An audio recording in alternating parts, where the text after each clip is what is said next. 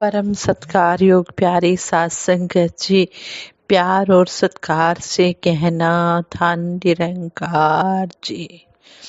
शुक्राना शुक्राना सतगुर दा शुक्राना, पल पल करिए करते रहिए, लभते रहिए बहाना।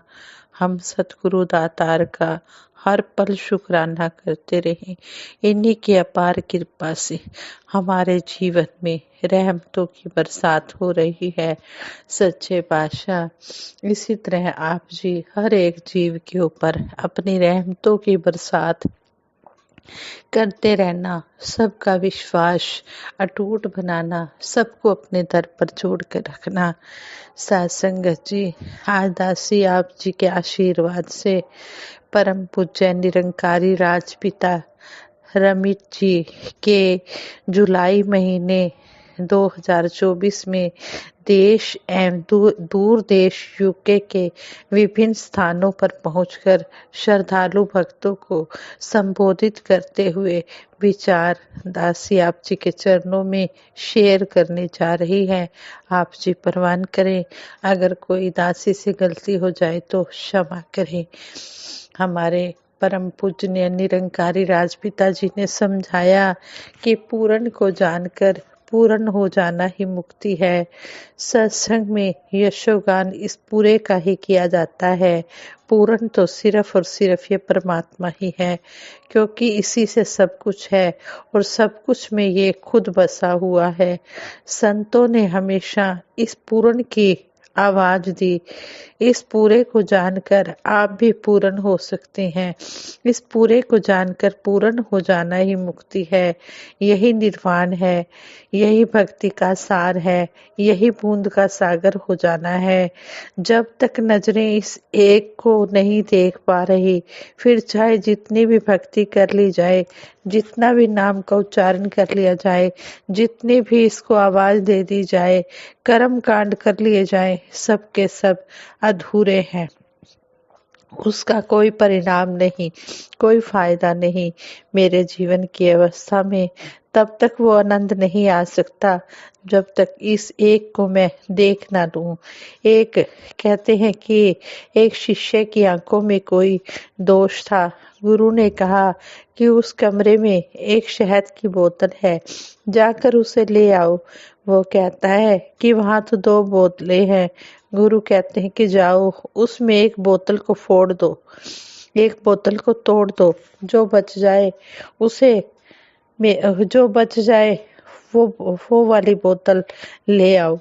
वो बोतल को तोड़ देता है और देखता है कि दोनों ही टूट गई। बोतल शुरू से एक ही थी, बुराई तो नजर में थी। यही हाल इंसान का है। शुरू से ही परमात्मा एक ही है, ये सब में बराबर बसा है। इस एक परमात्मा के साथ एकमिक हो जाना ही मुक्ति है। जिसके जीवन में सतगुरु की कृपा से ब्रह्म ज्ञान की ये दात आई है, वो झोली में बनी रहे, अंतिम सांसों तक भक्ति के रंग में ढलकर जीवन निखरता चला जाए। ऐसा जीवन जिया जाए कि वाकई ही हर मानव इस एक के साथ जुड़कर एक हो सके। संतों के जीवन में संतों के साथ कोई रूबरू हो और वहां उसको परमात्मा की खुशबू ना आए, प्रेम की खुशबू ना आए, विनम्रता वाले मानवता वाले भाव नजर ना आए, तो कहने को तो वे संत हैं, पर संतों वाली कोई बात नहीं लग रही। दुनिया में जितना ज्यादा नाम इस परमात्मा का लिया जाता है, शायद ही किसी दूसरे संदर्भ में इतनी चर्चा या इतना जाप किया जाता होगा। इसके विपरीत ऐसे कर्म इंसान के हैं कि मुंह में राम बगल में छुरी, भगवान का नाम ले रहे हैं, पर जीवन ऐसा है कि इंसान कहलाने लायक भी नहीं है। इस अंधकार भरे, इस अज्ञानता भरे जीवन में ज्ञान की रोशनी की जरूरत है। इंसान धर्म के नाम पर अपनी अपनी समझ के हिसाब से जिन कर्मों को करने पर उतर पड़ा है, इससे मानव एक दूसरे का दुश्मन बन बैठा है। अगर संतमति न हो तो ये संसार जल मरेगा। समुंदर से पानी की 1000 बाल्टियां भरकर अलग अलग रखकर कहें कि ये पानी 1000 तरीके का अलग अलग पानी है, तो ये अज्ञानता है। ब्रह्म ज्ञान देकर सतगुरु इस अंधकार को मिटा देते हैं। बूंद को वापस समुंदर में मिलाकर कह देते हैं कि तुम समुंदर हो, कोई भेद नहीं है। जिसकी एक खलकत है वही हो तुम। मैं मेरी के कारण, ऊंच नीच के कारण जो इंसान को इंसान से दूर कर रहे हैं, वे सिर्फ और सिर्फ अज्ञानता है। धर्म की सिर्फ बात ना हो, धर्म स्थापित भी हो। जहाँ हीरे मोती जवाहरात मिल सकते हैं, वहाँ मिट्टी के ढेर इकट्ठे करते हुए अपना जीवन न बिताएं। इस परमात्मा के दर्शन करके अंधकार से मुक्त होकर रोशनी में जीवन जिए। हमारे मन के भाव इस परमात्मा का शुक्र करने वाले हों। सतगुरु चाह रहे हैं कि हमारा जीवन इस प्रकार बन सके कि निरंकार से, परमात्मा से, प्रभु से हमेशा ऐसी लिव जुड़ी हो कि जब मैं इस वातावरण में हूँ, जब संतों के बीच में हूँ, जब सेवा का ये अवसर मुझे मिल रहा है, तो यहाँ जो मेरे भाव हैं वो मेरे जीवन के हर पहलू के भाव बन जाएं। हम सब इस बात की जीती जागती मिसाल हैं कि मुर्शद ने मुर्दे को जीवित करके जीवन दान दे दिया। हम भी यही मुर्दा जीवन बिना प्रेम के जी रहे थे। मैं मेरी के भावों से, संसार की आंख से देखकर जो जीवन जी रहे थे, सतगुरु ने ब्रह्म ज्ञान देकर इसमें प्रेम भरा। उससे मेरा कागज के फूल जैसा जीवन असली फूल जैसा जीवन बन गया। हमारे जीवन में भी कोमलता आ गई, खुशबू आ गई, प्रेम आ गया। ब्रह्म ज्ञान रूपी दात हमें सतगुरु की चरण शरण में मिली है। इसकी हम कदर कर सके, इसकी हम कदर डाल सके, सही मायनों में हमारे जीवन में इस प्रकार का बदलाव आए कि इस दात को मिलने से पहले जो हमारा जीवन या उससे अलग ये जो बाद का जीवन है, ये उन मानवीय गुणों और प्रेम वाले गुणों से युक्त हो जाए। सत्य को आप जिस भी नाम से पुकारना चाहे पुकारें, जिसकी जैसी आस्था हो, यह इस प्रभु को ईश्वर, अल्लाह, गॉड, वाहेगुरु, निरंकार नाम से पुकारता है। इसमें विश्वास ही मूल है। हम अंदर बाहर स्थिर रहकर इस परम पिता परमात्मा के साथ अपने आप को जोड़ सकते हैं। बाहर सब बदलाव है, इसलिए स्थिरता के लिए ईश्वर की इच्छा के प्रति समर्पित होना ही शांत रहने का एक उपाय है। दुनिया यही सोचती है कि सत्य को पाया नहीं जा सकता, और अगर यह मिलता भी है तो बहुत बड़ी कीमत चुकानी पड़ती है। मनुष्य को कोई यह सच्चाई क्यों नहीं बताता कि ईश्वर को न केवल जानना संभव है, बल्कि ईश्वर बनना भी संभव है। यह समझ सतगुरु की कृपा से ही मिलती है। हम सुनते आ रहे हैं कि अपने वास्तविक स्वरूप को जाना जा सकता है। जिसे सत्य कहा जाना चाहिए, यह एक ही है। सदियों पहले और आज भी यह एक ही है, आगे भी यह एक ही रहेगा। जैसे बूंद अपने अंदर सारे सागर को समेटे हुए है, इसी तरह ये सारा निरंकार, संपूर्ण निराकार हर एक में विद्यमान है। इसके एहसास की हर एक मानव को जरूरत है।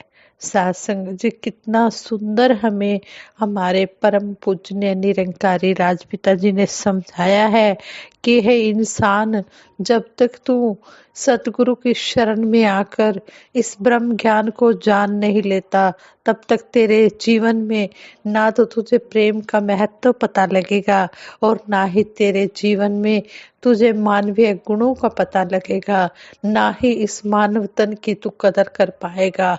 इसलिए सतगुरु की शरण में आकर तू मानवीय मूल्यों की कदर भी कर, इस परम पिता परमात्मा को जानकर हर एक के साथ प्यार भी कर, और फिर तू जीवन जिएगा तो सही मायनों में वही तेरा जीवन जिया हुआ माना जाएगा। वरना तो ब्रह्म ज्ञान के बिना तो मुर्दा कहा गया है, इंसान को मरा हुआ कहा गया है। जिसने इस ब्रह्म ज्ञान को पा लिया है, फिर वह संसारिक कार्य जितने भी कर रहा है मुबारक है, लेकिन पहले इस परम पिता परमात्मा की याद मन में बसानी है। फिर जो भी कर्म होगा, संसारिक कर्म हो, आध्यात्मिक कर्म हो, वो पूजा बन जाएगा। इसलिए ज्ञान देने के बाद ही समझ आती है कि ये जीवन हमें किस लिए मिला, क्यों मिला। हम हर एक के साथ प्यार करते चले जाएं, हर एक में इस परमपिता परमात्मा का दीदार करें। और सतगुरु हमें समझा रहे हैं, शहंशाह बाबा अवतार सिंह जी महाराज भी संपूर्ण अवतार बानी के शब्द द्वारा हमें समझा रहे हैं, जिस जोत दा अंश है बंदे, इस जोत नू जानते सही, जिस दियां दित्तियां दातां वरते, ऐसे दाते नू पहचान ते सही। मालिक ओले रह के बंदे, जो कुछ भी तू काम करना है सब हराम है, याद रखी तू पैना तैनू परना है। जे साधु दी शरण ना आयो, दर दर धक्के खाएगा, कहे अवतार 84 वांगू, मुड़ मुड़ जमदा मरदा जाएगा। सत्संग जी कितना सुंदर शहंशाह जी ने समझा दिया है कि ये इंसान, जिस ज्योति का तू अंश है, इस ज्योति को पहचान ले। जो है तुझे मालिक खाने पीने पहनने रहने के लिए दे रहा है, ऐसे दाते का तू शुक्र गुजार कर।